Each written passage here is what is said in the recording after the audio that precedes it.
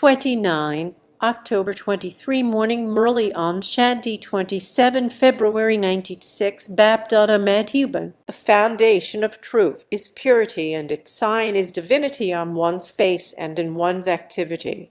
Today, the true father, the true teacher, and the Satguru is seeing his children everywhere who are embodiments of the power of truth. The foundation of truth is purity, and the practical proof of truth is divinity on your face and in your activity.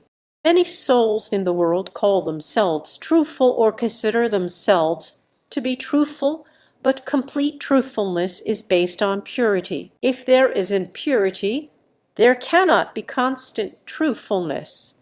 So, what is the foundation of all of you? Purity. On the basis of purity, constantly being an embodiment of truth is natural and easy. Truth is not just speaking the truth and doing what is truthful, but the first truth is that through which you received the power of purity or the power of truth. Therefore, the first aspect is to know your true form. I am a soul. Previously, you did not know this true form. So, the first truth is to know yourself in your true form. Did you have the form of truth in terms of the physical body? I am so and so, or I am such and such. To know the true form is firstly to know your own form and then to have the introduction of the Father. Do you know your own true form? Very well. And do you have the Father's true introduction? Thirdly, you also know the world cycle in its true form, what this cycle is and what your part in it is. Do you now know your part well and very clearly? Your part is good, is it not? The best part is said to be that of the confluing sage. However, compared to the souls of the world, throughout the cycle, your parts of deity souls are also elevated. Even though the religious leaders and the great souls played their parts, those souls are not pure in both body and soul, whereas you deity souls are pure both in body and in soul, which no other souls throughout the cycle are. So, no one, apart from you souls, has the elevated foundation of purity. Do you remember the part of the deity souls? Do the Pandavas remember it? Deity souls have purity in a natural form. Great souls make other souls pure, but with a lot of effort. It is not natural. Neither is it natural, nor is it part of their nature. Whereas for you, you have a natural life of purity for half a cycle, and you also have that nature. You do not make any effort there. The effort made here makes it natural there, because there is no name or trace of impurity there. You are not even aware that there is such a thing as impurity. This is why the practical form of your purity is that of the deities, that is, of divinity. At this time, no matter how truthful people of the world consider themselves to be, they still do not know the truth of their original form. They do not have the true introduction of the Father. So, you cannot call their form completely true. You can only have the power of truth constantly when you have the awareness of the true form of yourself and of the Father. So, your every thought will then be constantly true. At present, you even forget sometimes, or when you become body conscious, your thoughts are not constantly filled with the power of truth or the power of purity. Do you constantly have these types of thoughts? Or do you even have waste thoughts? Would you call waste thoughts truthful? You did not say anything false, so why would you not call them true? If someone were to say, I don't ever tell a lie, I always tell the truth, then the recognition of this truth is that there would constantly be divinity experienced in that one's thoughts, words, deeds, relationships, and connections. You may be speaking the truth, but there is no divinity. You can see that someone repeatedly says, I am telling the truth, I am telling the truth, I am always truthful. However, if you are constantly truthful, and yet there isn't that divinity in your words or deeds, that others would not feel your truth to be the truth. They would feel that you are only trying to justify yourself. They would not be able to believe that that is the truth. In order to prove the truth, there is no need to try to prove it. If you prove your own truthfulness with stubbornness, that deity would not be visible. It would only be something ordinary which everyone in the world also does. That died against the definition of truth in a slogan that you also heard from Sakhar Baba. What would one who is truthful look like? Where there is truth, the soul dances. The soul will constantly dance in happiness. When you try to prove yourself right with stubbornness, then if you observe your own or someone else's face, it would not be a face with happiness on it. The face would be filled with thoughts or sadness. It would not be a face of one who is dancing. Where there is truth, the soul dances in happiness. Days and nights spent in happiness are enjoyed very much. But if there is the slightest untruth mixed with the truth, life at that time would not be enjoyable. The meaning of truth is to stabilize in your true form and then to create thoughts, speak words, and perform actions. Nowadays, people of the world clearly say of themselves, nowadays, it is difficult for honest people to move along. They have to tell lies. However, at certain times, in certain situations, although Brahmin souls do not tell lies through their lips, you understand internally that sometimes you have to be very clever with others. That is not called a lie, but it is called cleverness. So, what is the cleverness? Of course you have to be this. So, those people tell lies clearly, whereas Brahmins tell them using royal language. They then say, that was not my intention. It was neither my feeling nor my intention, but I had to do it. I have to interact in that way. However, you saw Father Brahma because he too was in the corporeal form.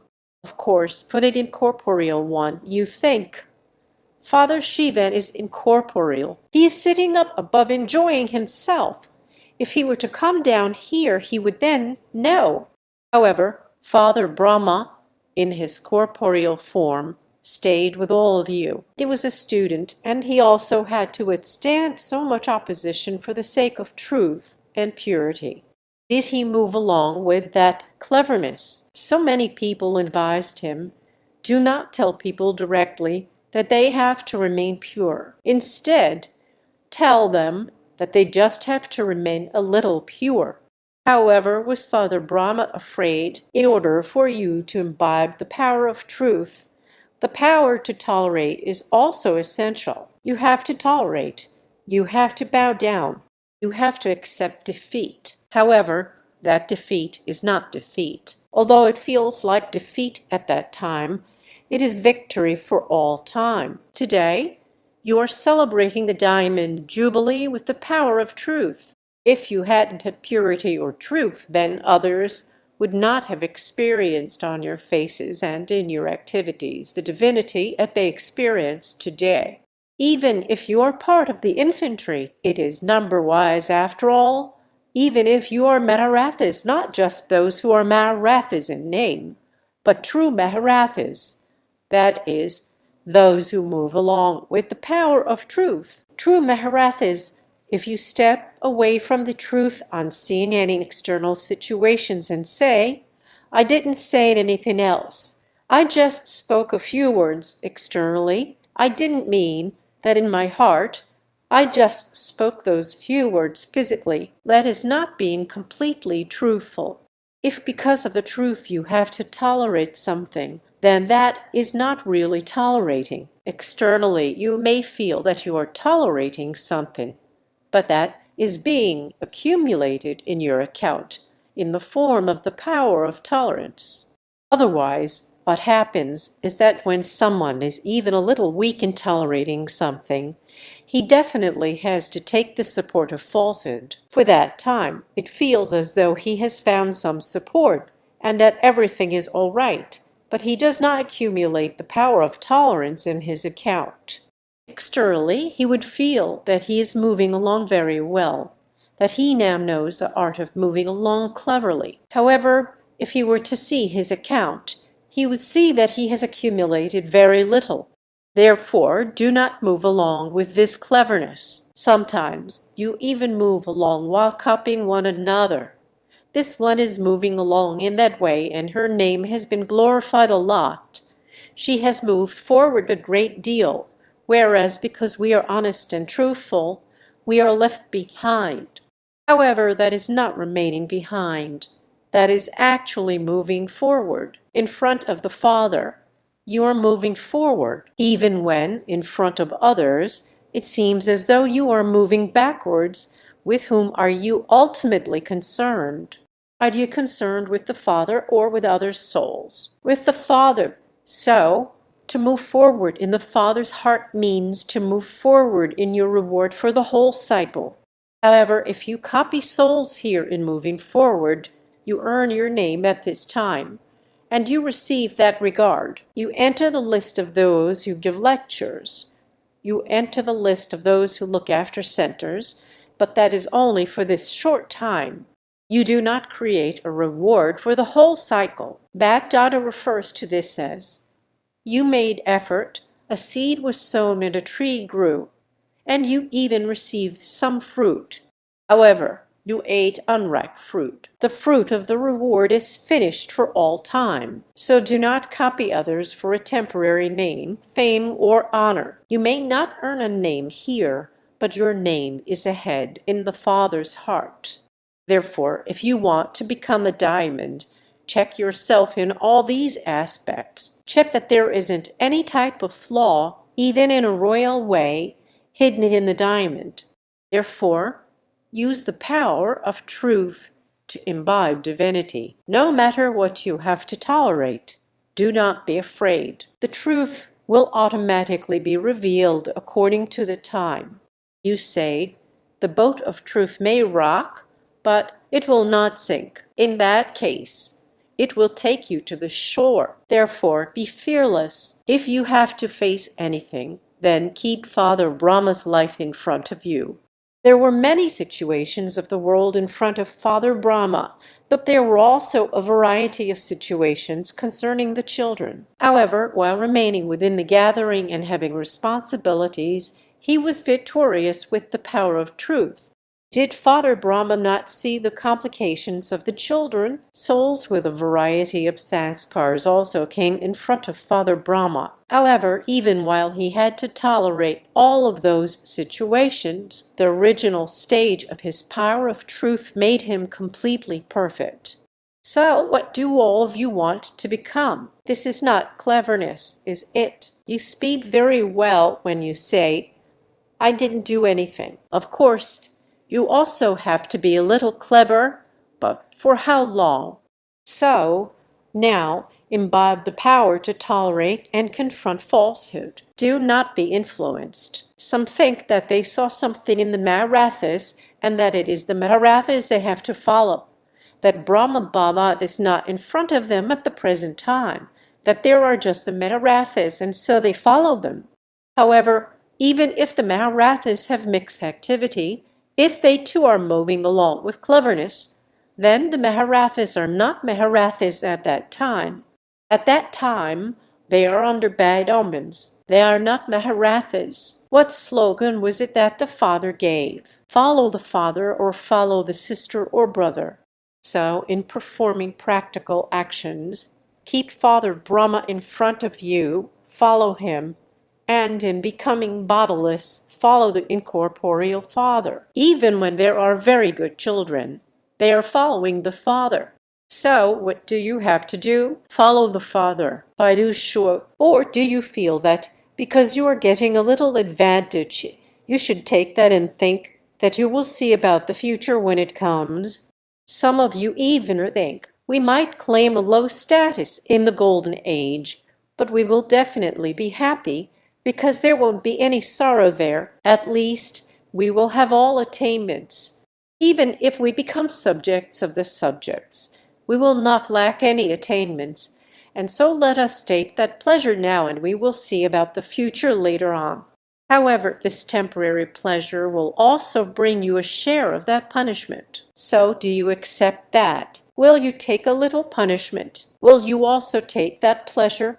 No. So remember all three things: purity, truth, and divinity. Let there not be ordinary words, ordinary thoughts, or ordinary deeds, but let there be divinity. Divinity means to perform actions and create thoughts with divine virtues. This is divinity. When people ask, "What are sinful actions?" what do you tell them? To perform any action under the influence of a vice is a sin. This is what you explain, do you not? So divinity means to have thoughts, words, and deeds based on divine virtues. So you understood the importance of truth. Baba conducted drill. Can you make yourself bodiless in a second? Why, how long did it take to have the thought, "I am a bodiless soul"? It took a second, did it not? So every now and then throughout the day, continue to perform the drill, "I am detached, bodiless, and loved by the Father." You know how to do this, do you not? So now forget everything in a second and become completely bodiless. Abdata conducted drill for 5 minutes. Achcha. To all the souls everywhere who constantly keep the foundation of purity strong, to those who are constantly bringing about the golden age, that is, those who are spreading the vibrations of the power of truth throughout the world with their own power of truth, to those who constantly imbibe divinity in their thoughts, words, and deeds, to the souls who have the natural practice of following the Father, to such souls, Baptadath love, remembrance, and namaste. Continue to perform this drill throughout the day as many times as you can, even if you do it for just a minute, even if you do not have 2 or 3 minutes. By even carrying out this practice for 1 or for half a minute, you will receive a lot of help in becoming bodiless in the final moments.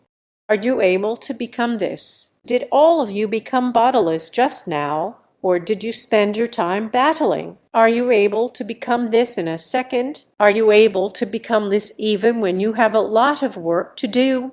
It isn't difficult. You may be running around a lot in the UN, and when you try to become bodiless at that time, are you able to become that? If you practice this from time to time, it will then become natural at that time. When you are aware of your body, do you have to make effort for that at that time? Do you make the effort to think, "I am so and so"? It is natural. So this will also become natural. Become bodiless when you want and enter your body when you want. When you have to do something, take the support of your body, but do not forget that it is the soul that is taking the support of the body. You are not the one that does, but the one that has it done, just like you have something done through others. At that time, you consider yourself to be separate. In the same way, whilst having something done through your body, you, the soul that is having it done, are separate. Practice this, and you will never fluctuate in any kind of body consciousness. Do you understand? Blessing.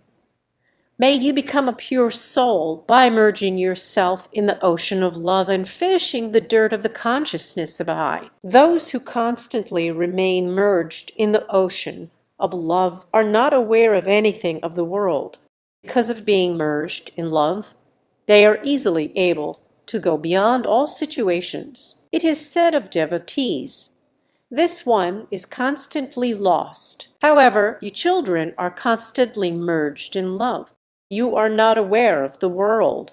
All the consciousness of mind has finished. The consciousness of mind for many things makes you dirty. When you consider the one Father to be mine, all the dirt finishes and the soul becomes pure. Slogan for your intellect to imbibe the jewels of knowledge and enable others to do this is to be a holy swan.